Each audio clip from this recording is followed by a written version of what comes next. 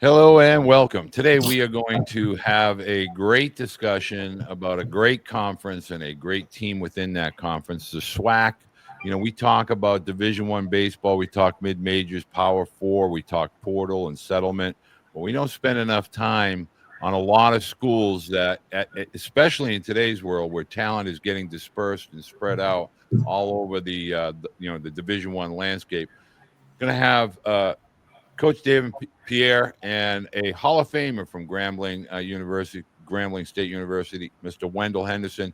Gentlemen, thank you for taking the time to join me today so we can talk a little Grambling baseball.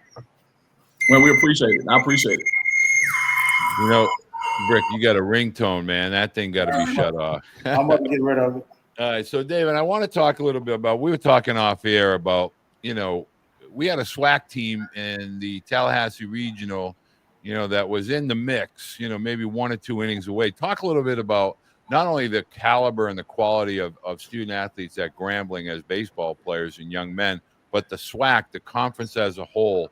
Talk a little bit about what it's been like for you, A, to become the head coach, and B, what that league is all about with regard to the quality of play. Yeah. At first, anytime I got a chance to talk about Grambling, man, I just enjoy doing it, right? And I think, being in the SWAC conference allows us to do a few things. It allows us to, one, have an opportunity, give an opportunity to every, black kid that wants to compete at the next level and play baseball. And obviously, we're not limited to black kids because our rosters are definitely diverse. But I think the mission and the goal is always to, to find those kids that are overlooked and that have the ability to play the game of baseball. So for us at Grambling, we want to continue to be that avenue for guys to be able to come and play high level baseball. And we get overlooked a lot, not only at Grambling, our league gets overlooked because we don't get a chance to be on the big stage like that. So a lot of people don't think that we play a really good brand of baseball. But like we just talked about, before we got on air, in that Tallahassee regional, when you seen Bethune-Cookman play against Northeast and I believe Florida State, it wasn't any easy games. They pitched well, they defended well, they swung the bats well. And I think that's the brand of baseball that we play in our league. It's a very, very quality brand of baseball. And obviously now with transfer portal and pieces moving around, it's become a better brand of baseball. We have really quality coaches in our league, guys that can coach at a very, very high level. You got, Jose over at Alabama State. He was the national coach for the USA Baseball, right? I've had, stints with USA Baseball. Coach Omar at Jackson State has had stints with USA Baseball. Coach Crenshaw, USA Baseball. Johnny Hernandez over there at Bethune, USA Baseball. So we have you got Jamie Shute, that's at Florida A&M. That was a Power 5 coach at Florida State. So we have a really, really good brand of guys, man, who can coach at a high level, who can recruit at a high level. So our brand of baseball has gotten better. I think sometimes people don't get to see it because we're not on the national stage like that all the time. But man, no, it's really good. It's really good baseball in the SWAC. We got really, really good players, and so I invite a lot of people to, before they make that assumption about it, do some research on what we got going on, and you'll know that Grambling State University is arguably one of the better teams in the league. Well, there's a reason why I wanted to have Mr. Wendell Henderson join us today, not just because he's a statured alum from Grambling, Hall of Fame athlete from Grambling, but I have been around baseball for well over 50 plus years. I've seen a lot of great players. Wendell Henderson was probably the best hitter I have ever seen, the most confident. I mean, he had swag before swag was even a thing. And Wendell, I would love for you to talk a little bit about, as a baseball player, what was your time and experience like as a student athlete at Grambling before you went on to play in the Cubs system? Well, to me, Grambling was a great university for me because I got a lot of experience. I went there at 18 years old, so I grew up quick. Grambling to me, I'm like Pierre. I think Pierre did a great job, and he made a statement saying that they get overlooked and because they're on a big stage. But if you put them all in white shirts, it's no different. It's baseball. Right. It's baseball. That's what I feel. If you can hit in the SWAC, you can hit in the SEC, you can hit in the ACC, you can play. That's just the bottom line. I mean, it's this thing about the SWAC. It's the brand of baseball in the SWAC to me has improved over the years tremendously. The coaching been improved on me tremendously. They play the same brand of baseball to me, just that they not on TV. They don't have the thousands of fans that come in, and they overlook. Major League do overlook them, but when they do get a chance, they do well.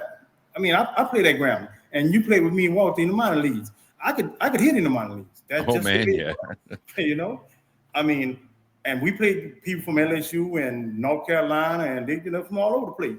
So when you put the same uniform on, you play the same brand of ball. It's just the way it is. Well, one of the things I want to ask, Davin, I want to ask you because I really want to figure this out.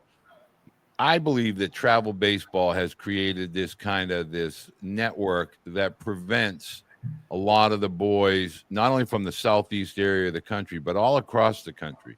It's become a country club kind of dynamic with, can you afford to travel? Can you afford to go to Atlanta? Can you fly out to Arizona? And we're really neglecting the little leagues, the Legions, the Babe Ruths, the rec ball, where the kids can get the reps.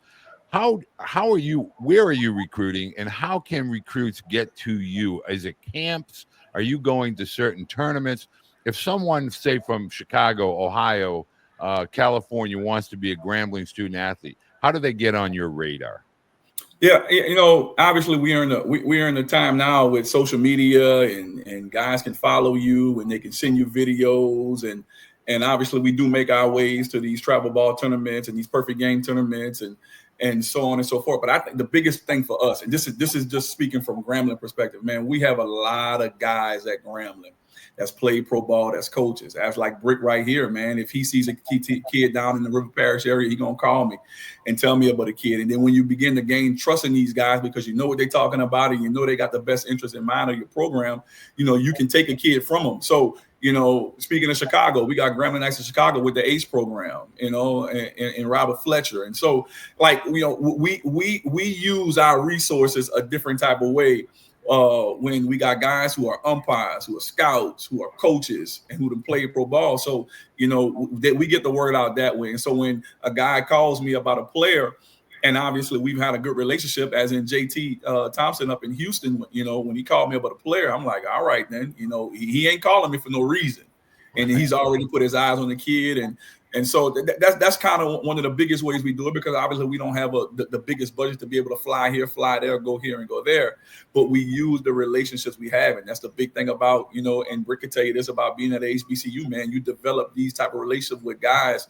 I'm pretty sure there's a bunch of guys that he played with at Grambling State that he's still connected with. They still have conversation with, and so on and so forth. So I think the biggest thing for us is building these relationships within. Man, I got players that just played for me this past year, like, Coach, man, I know you lost this. You're looking for this, man. I seen this over here. You might want to take a look at that, or, sending me videos on this and sending me videos on that. So we use a different approach, man. And it's more like a family village type vibe where we're just trying to figure some things out. And they know that I can't take every kid that they have. And so they understand that. But when they're sending the kids and they're recommending kids to me, it's based upon like, yo, man, we believe it. We seen what you do. We seen the type of ball you play. We think this kid will be good in your program. And they know not only from a baseball perspective, but man, we're building good men here, good husbands, good fathers, good providers for their family. So the whole aspect of it, man, is big for us. So that's kind of how we look at the recruiting part of it. Now, where does the high school athlete fall in with regard to your recruiting process? Are you active with the high school athlete? Are you more active with the JUCO or possibly the portal? Talk a little bit about the high school athlete, if you can.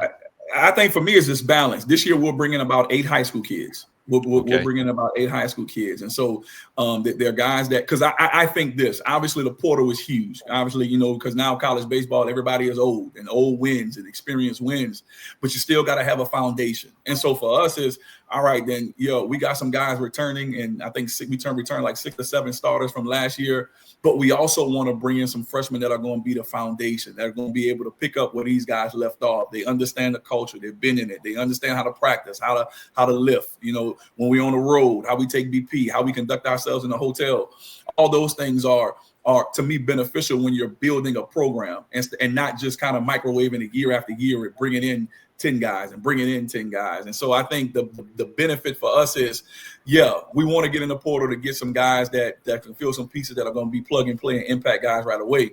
But we also want to be able to bring in some high school kids that are going to continue to build a foundation of what we're trying to accomplish here at Grambling State. So we don't neglect high school kids. Obviously, we're not in the position now to take, the 14, 15 like it normally was in the past. But we, like this year, like I said before, we'll have 8 guys, and I think those 8 guys are going to be really, really quality. They'll have a chance to compete and play. And if they don't, then they'll have a chance to be able to be a backup and then come in on next year and then have an opportunity to be an everyday guy. So that's kind of how we look at this whole thing from a portal, high school, and JUCO perspective. Wendell, I want to ask your dynamic. You have 2 sons that have gone through this process. They're older now, and, I followed them when they were young boys and becoming men. Talk a little bit about, in the like St. John's Parish, Plaquemines Parish, Jefferson Parish. Talk a little bit about, are there opportunities for the kids that don't play travel ball to become better athletes at the high school level? Well, they started working in the recreation now, and it's just tough because travel ball is a thing now. Everybody thinks travel ball is the way to go, but a lot of kids can't play travel ball. They can't. First of all, they can't afford it. Second of all, they may not be good enough to make their travel ball team, but they need the opportunities to play. Because just like Davin said, opportunity is everything. They need to get opportunities, whether they play at Southern, Grambling, Jackson State, is the opportunity to play. If you can get on the field, then you can show what you can do. But the problem is when we start thinking about everybody can't play LSU. Like I would like to ask Gavin a question. What about this new rule that's going to hurt? That's going to hurt Division I or what? I mean, you only have 34 kids. I don't know the whole dynamic about the rule, but I heard a little bit about it. I mean, as in NCAA is going to 34-man rosters, and you got to be at the 34 by I think December 1.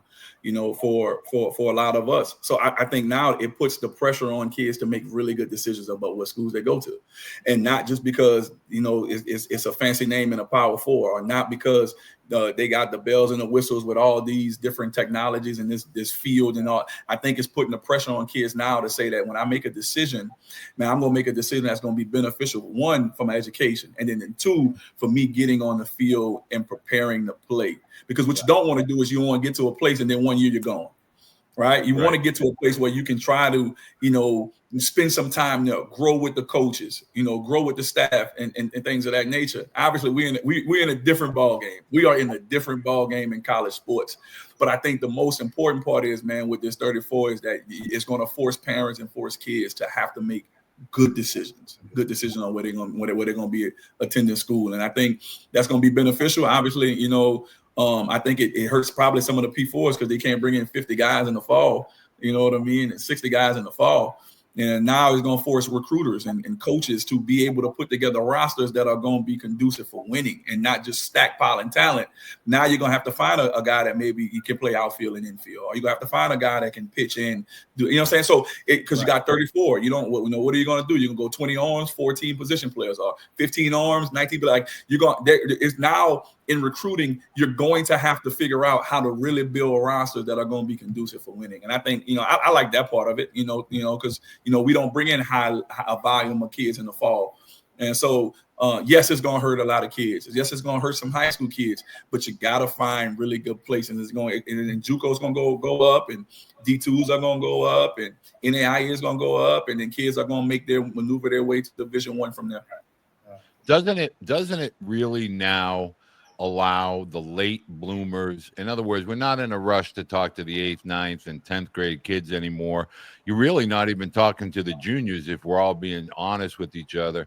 You're really letting the guys mature physically, mentally, so that they have the ability to be evaluated as to the athlete, who they are and who they're capable of becoming. Can you talk a little bit about the evaluation process? If Brick picks up the phone and says, hey, I got a guy that you have to see, like, you're obviously going to go see that guy, but you're seeing them later as opposed to trying to get into see him as a freshman in high school. Yeah, which is crazy, right? Going watch a freshman in high school and evaluating where that kid is going to be from a freshman to a senior is very, very difficult unless he is elite level, you can see it. All of us can see it, but those kids that have to grow and get better, and you just really can't see it. So it does allow us to not have to focus on that freshman, and then we can really start, dialing in on him as a junior, as a senior, just to kind of see, all right, then he does have some tools, he does have some skill set, but how does it play in game? How does he mature, in the weight room? Does he get taller? Is he faster? Like those things allow us to kind of really evaluate a whole lot better. And then obviously, depending on where he's playing at and in what league he's playing in, is he a 500, 600 hitter in high school? And then when we see him on the circuit, is he getting dominated by fastballs that's, better than the fastballs that he's seen?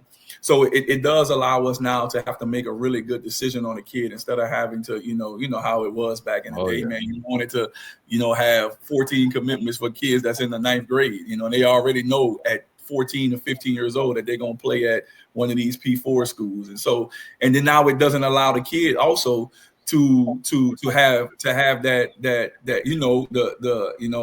I prayed on it, now we decommitting, and I prayed on it, now I see myself at another school type message, because the school done told him, look, we don't have enough room for you, or we're gonna do this and we're gonna do that. So I think it's a benefit on both parts with that. But the evaluation process, I think, is a lot more easier than having to evaluate a kid all the way from his freshman year to his senior year. Well, I can tell you, Brick and I back in the day would have conversations about how does a kid at 14 or 15 know where he wants to go to college, man? You don't know what he wants to ask mom for dinner, but you're making him make a decision on college. Yeah. Brick, Wendell, tell us, what do you think Grambling provided to you, as a dad, as a husband, as a with regard to your social life? What did Grambling give to you over and above baseball? Well, Grambling is a place where your family. Me and Pierre know everybody's somebody. That's where everybody's somebody. And you get relationships for a lifetime. I mean, I got friends that I played with at Grambling. Matter of fact, I got friends that played after me at Grambling, So we become that particular. I had one son go to Grambling. And I think he made a great decision. He got a master's degree last week from Xavier, in accounting. So, I mean, Grambling was his foundation. Grambling to me is a home. It's not a big university where you get lost in the shuffle. It's a university where you know everybody know you. I really had a good time. I wouldn't trade it for the world. I really wouldn't trade it for the world. My 4 years experience at Grambling was great. It was great. So I want to really focus on what you just said there with regard to the last sentence, which was 4 years. So, Coach Pierre, I want you to talk about, that's a lost piece of the college puzzle. Now everybody's bouncing in, bouncing out, JUCO here, transfer my hours over there, hours in, hours out.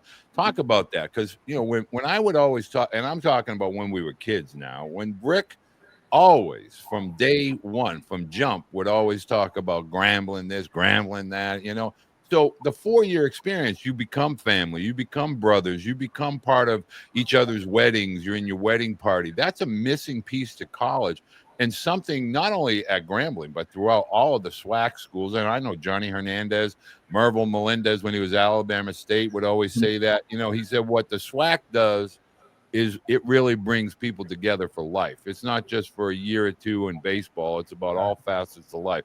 Talk a little bit about that experience and why there should be a value associated to that for parents and student athletes that are considering Grambling. I think it's the biggest piece.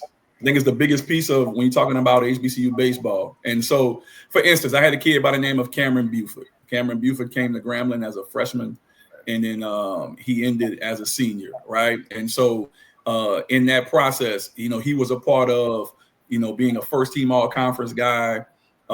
He was a part of the culture that we built at Grambling in my head coaching tenure.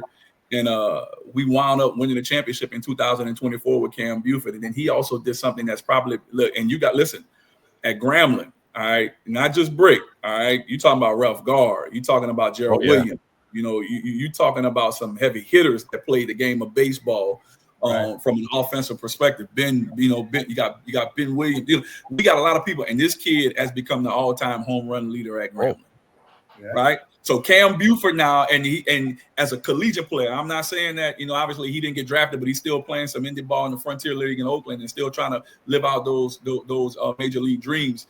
But collegiately, man, he's one of the best hitters to ever come through Grambling State University. You didn't stamp his name with some of the elites of the elites at Grambling State University. And so that's what kids get an opportunity to do when you go there 4 years, man. You get a chance to build a legacy. Every time he go back to Grambling, they're going to know who Cam Buford is, right? And he also was a kid that brought a championship to Grambling State University. So I think those type of things is staying at a program and building your own legacy and having some things that nobody can ever take away from you. Every time that kid come back to homecoming and he meeting with the boys and Brick and their team talking about, we won 84, 85, 86, and we got these 2 peats and these championships. He say, yeah, I got a championship too, man. I can talk to y'all guys too. And not only that, man, they can talk a little smack and say, man, I might be a better hitter than you, Brick. I'm the well, don't put Brick in that conversation. So I think, man, those moments of kids coming and then they get a chance to come back and get a chance to give to the program and get a chance to talk to,